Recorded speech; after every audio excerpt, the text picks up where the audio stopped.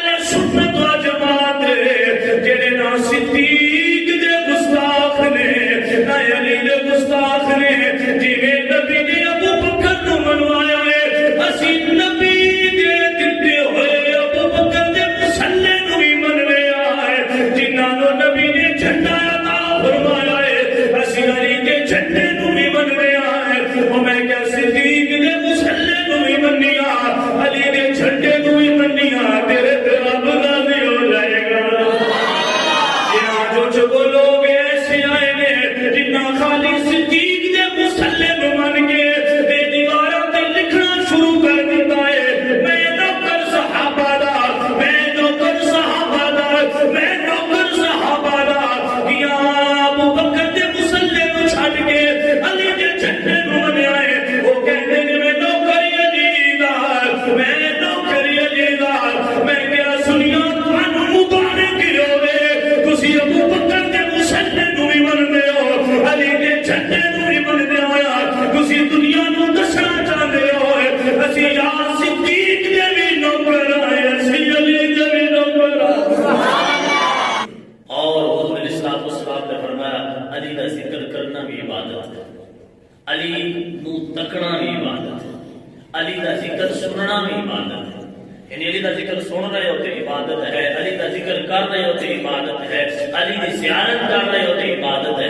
علی علی کر تیرے دکھ مک جان گے علی علی کر تیرے ہمارے طوفان